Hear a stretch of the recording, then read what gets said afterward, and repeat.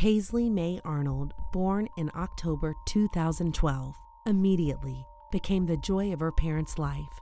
Rick and Charity Arnold's unbounded love for their firstborn child was matched by their future hopes and dreams for her. But at Paisley's 4-month checkup, Rick and Charity were told something was wrong with their baby. On Valentine's Day, 2013, little Paisley was rushed to Loma University Children's Hospital. Paisley had an enlarged heart.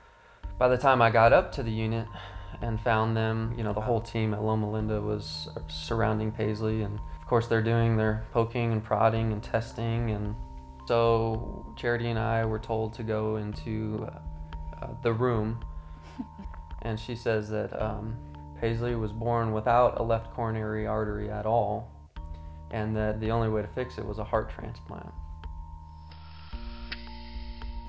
And they can imagine how devastating it was for them to find out that Paisley had a life-threatening heart condition.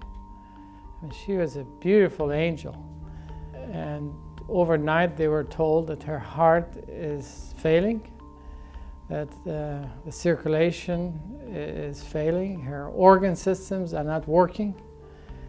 And I think within a few days of her hospitalization, she needed artificial support to keep her circulation going. That's the degree of heart failure that she had. As the week went on, Paisley kept getting worse. She was getting more sick. We didn't exactly know what was wrong with her. We knew that there was something wrong with the heart. We didn't have the exact diagnosis yet. But she deteriorated to the point that she needed significant support. So they decided that they needed to do something for her to last until she could get a transplant, which they told us could be months and months.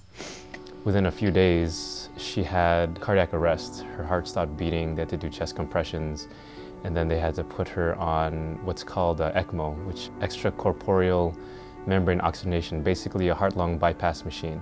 Which is basically end of life. Like, you have 14 days you can live on it, and after that, the risks go up because of blood clots and stuff, because they have to thin your blood. You can imagine the blood leaving her body, circulating through tubes. Tubes about 1/4 inch is the diameter of a tube, getting oxygen and being pumped back to her circulation. Depending on the size of the patient, you would need somewhere along 2 to 5 units of blood to start out with. And not only that, you need other blood products such as FFP, platelets, even some cryoprecipitate and things of that nature. The amount of blood that's needed for this machine, it's almost about the same amount of blood that's in her body. And she deteriorated very quickly, so that was hard for them, I'm sure, to process what was happening and just wrap your head around how sick she really was. I can't even imagine what that would be like as a parent. We couldn't hold her.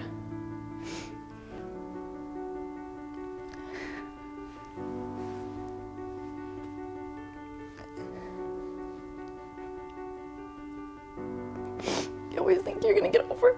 It's always the same. Making that decision to put Paisley on ECMO was basically making the decision that she had a week or maybe 2 weeks left.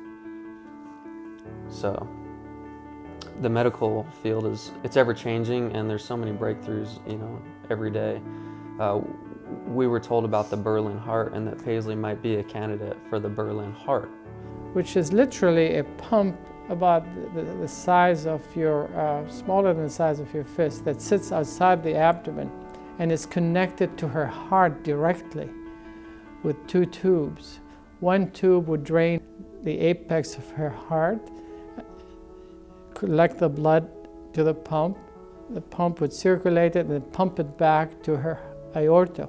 the problem is that we haven't really done one on someone this small. She was a very important case, not only because everyone loved her so much, but because we weren't sure how this was going to work. I actually took care of her the day we were taking her down to get the artificial heart put in. The plan was to take her off the ECMO machine and then place her on the Berlin machine, which would bridge her to transplant. I remember somebody specifically said that during that surgery, You could hear a pin drop in the operating room because the amount of blood that they were ordering to sustain the ECMO circuit and to keep her alive was more than we even typically normally use. And we do use a ton of blood in the ICU. We gave so much blood that we were running out of blood and syringes. And they were such a kind and sweet family. We were dreading to talk to the parents because we knew how much blood we were giving. So when we came in the morning, we were just like amazed. And to see her doing so well is just such a blessing to us. We were able to actually get her off the breathing machine once she had that artificial Berlin heart pump. She got off that and she started feeding. Paisley, through all this, she persevered, and you can imagine those 2 weeks, I think it was 19 days, between the Berlin heart and the news that Paisley May was getting a heart. I took care of baby Paisley a few times. I actually was there the day that we got to tell Mom and Dad that we had a heart for Paisley. All their dreams, their hopes were in this beautiful baby, and they were just waiting. So we went out and we talked to her, and she told us they found a potential heart for Paisley and that they would be sending a team to look at it and go get it. We were so happy, devastated for the family, of course, but we were no longer waiting. That operation went very well. They removed Paisley's heart that had failed and replaced it with a new donor heart. We also took off the artificial Berlin heart. The heart transplant was completed on St. Patrick's Day. We refer to it as St. Paisley's Day now. Paisley recovered quickly. She was discharged just 9 days later.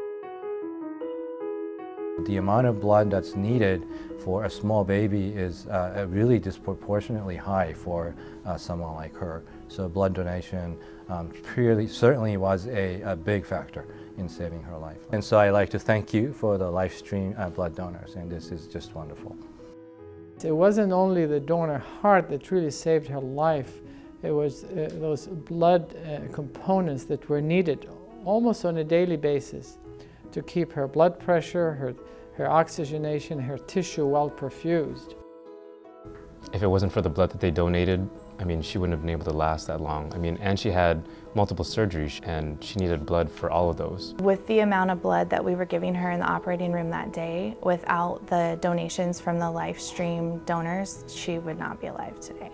We were going through probably all the blood in the blood bank that night. I can't imagine what it would be like if someone were to just say, you know, we had a shortage and we were just out completely. Our patients really do rely on it. Without the help of LifeStream and without the help of donors, she would have never made it through the night. So baby Paisley had to have multiple blood transfusions before and after her transplant. So we're grateful for everybody who donated blood, because without that, who knows where baby Paisley could have been.